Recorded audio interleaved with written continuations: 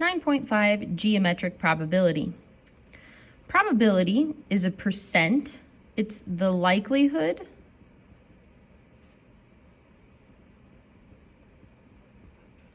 or chance that an event will occur.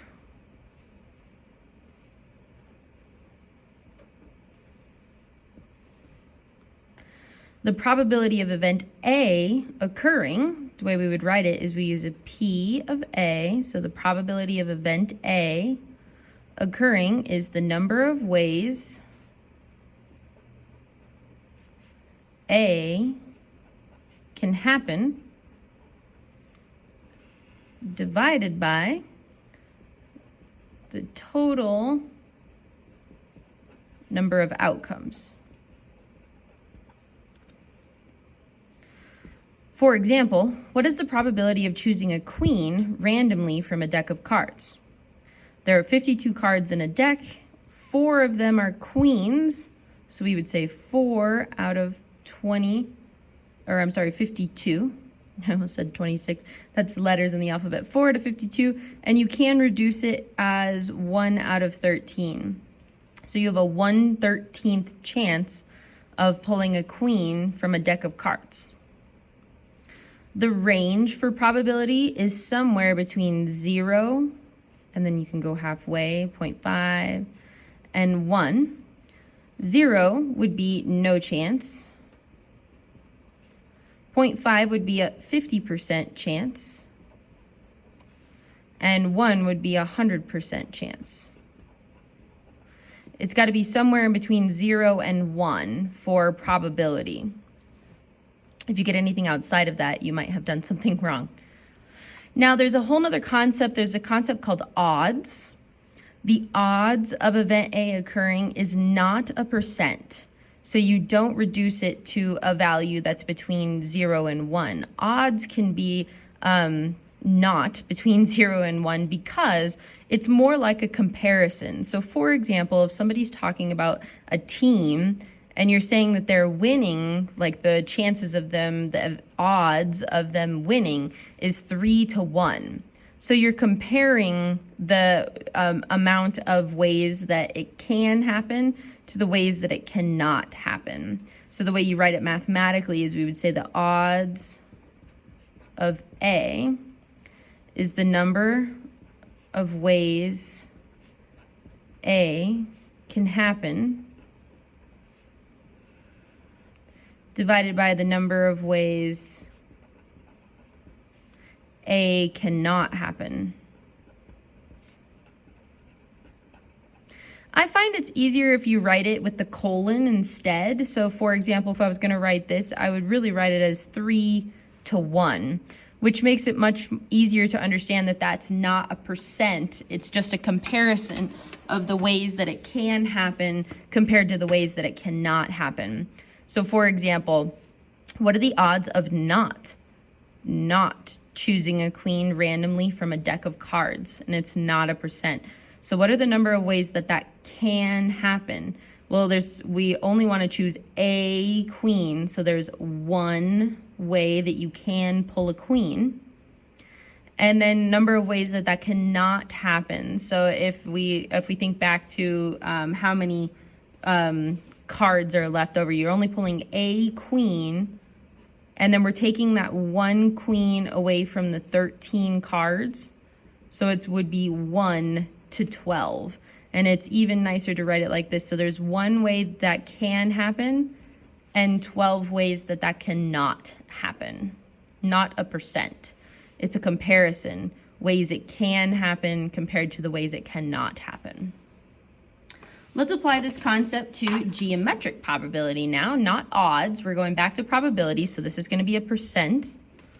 We're looking at percentages here for probability. The probability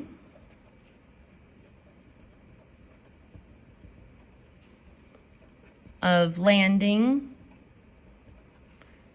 in region A, or whatever region they tell you. They might say shaded region or a particular shape, but it's the probability of landing in that region. So if we're going to write that mathematically, the probability of landing in region A, you use areas. So you find the total area, so that would be the area of the target, the whole target. And then on top, you would just do the area of your region.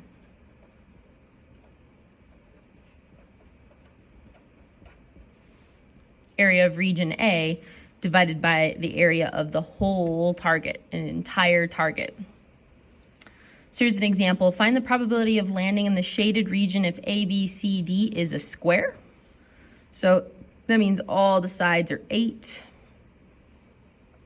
I also know that the height of this triangle is also 8, which is going to be helpful. So if we want the probability of the shaded, I'm going to write it like this: the probability of the shaded region, instead of saying the probability of A, since they're specifically saying that. So we would like the probability of this. Normally, if we were trying to calculate the shaded region, you would do subtraction, but this is probability. So I want to know what is the area of the shaded region divided by the area of the whole region, which is the square. It's not subtraction anymore because we want to know a percent. What percent of this shape is shaded? So then to find the area of the shaded region, we know it's going to be the triangle that's left over. So if you put those two pieces together, it's going to be this triangle. If you can't tell that that's what's going to happen, but you can think about it as a triangle. So 1/2 base times height, and the area of the square is just going to be base times height. Those base times heights cancel, and the area is 1/2. So it's going to be a 50% chance of landing in the shaded region. Let's try this one. The probability of randomly landing in the shaded region of the target. We are going to say that this is a regular hexagon. It's not in the directions, but I'm going to go ahead and put it in there. This is a regular hexagon. So if we want the probability of the shaded, that's going to be the area of the hexagon, that's the shaded region that we want, divided by the area of the circle. The area of a hexagon can be found by perimeter times apothem divided by 2. The area of a circle is pi r squared. So right now we can find the perimeter. 6 times 6 is 36. Not sure what the apothem is yet. We'll calculate that in a moment. Divided by pi r squared. I don't know what the radius is either. So recall that on a hexagon, the triangles that are created when you come from the center are equilateral triangles. So that means this length down here, the whole length is 6. This halfway length is 3. This long leg, or the radius, is also 6. And we can use Pythagorean theorem to get our apothem. So 3 squared plus a squared equals 6 squared. 9 plus a squared equals 36. A squared equals 27. And we'll reduce it. 27 is a 9 and a 3, so a equals 3 root 3. So this is 3 root 3 for our apothem. So now I can put it in there, 3 root 3. I also know that the radius is 6. I can see that that's 6. So it's going to be pi times 6 squared. And then we'll just reduce all of this nicely down. 36 times 3 is 50. I'm sorry, I forgot divided by 2. Whew, that was close. 36 times 3 divided by 2 is 54 over 36 pi. And then if we want to actually know what percent this is just a number, but it should be a percent, and this percent is 0.83 rounded, which is also 83%. Thank you.